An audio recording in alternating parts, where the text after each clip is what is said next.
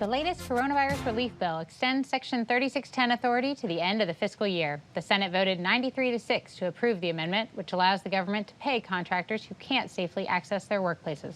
David Berteau is president and CEO of the Professional Services Council and former Assistant Secretary of Defense for Logistics and Material Readiness. Thanks for joining me, David. What's the latest on the Section 3610 extension in the relief bill? So we're delighted that the Congress has seen fit to continue the authority and to extend it to the end of fiscal year 21. As you know, Marjorie, this was originally a provision in the CARES Act last March, so a year ago when the provision first came into place. And it has been used a whole lot since then by a number of agencies, both the Defense Department to some extent, to a much larger extent among the intelligence community agencies, and almost to an equal extent in the civilian agencies ranging from the Justice Department and the Homeland Security Department to the National Institutes of Health and the State Department. So it's had very widespread use. Much of that use, though, has been kind of down in the program level. So it hasn't really had the visibility and the kind of attention that perhaps some other COVID-related costs and the need to recover those costs have had. What has it meant for contractors and for the government from your perspective?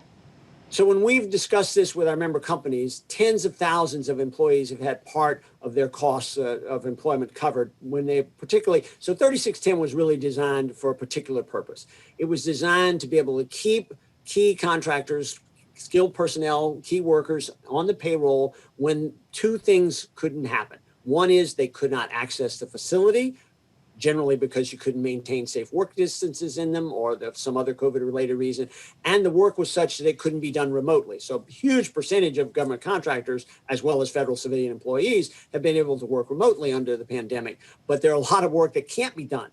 Access to classified facilities and classified networks, touch labor like in a lab or in a repair facility. Those are kinds of things you can't do remotely. You don't want somebody putting a needle in for an IV in your arm from 6 feet away. And so these are the kinds of things that if you can't access and you can't do it remotely, but you have to keep those people on the payroll because they're essential to your success. What 3610 did is allowed companies to put those people on some kind of paid time off and allowed the government to reimburse the companies for just those costs, not for the overhead, not for the fee, just the cost of the paid time off. And it's been used for tens of thousands of workers in whole or in part in the ensuing months since then.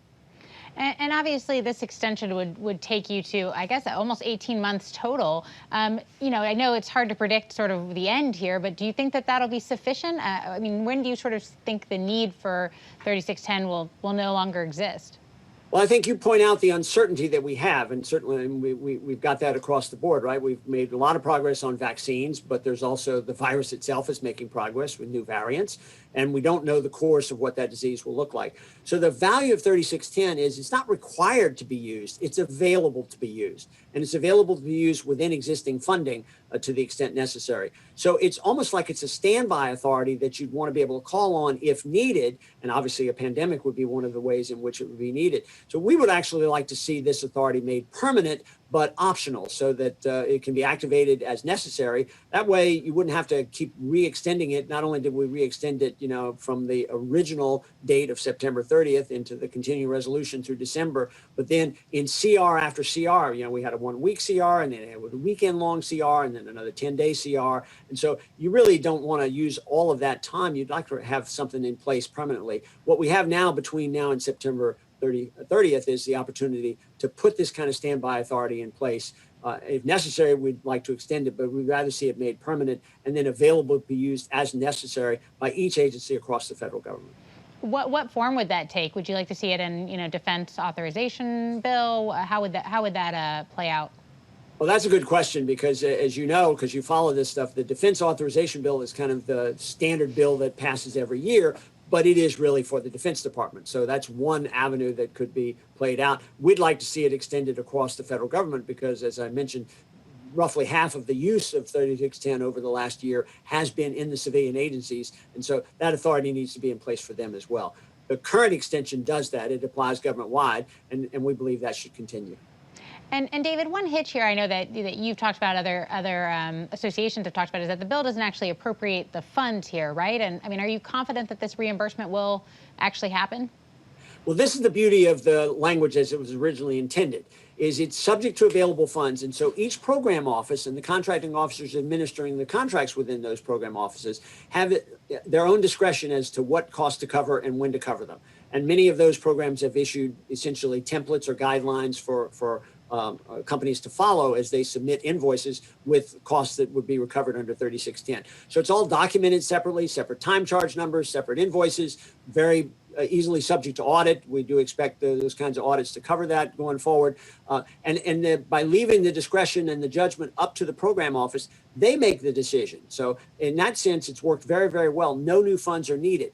I would note, though, that there are a lot of costs associated with COVID-19 that can't be recovered simply through a 3610 invoice change or a time charge number. And those costs have been argued and discussed widely across the government, mostly in the Defense Department. And those costs are real, and there needs to be a way of addressing those.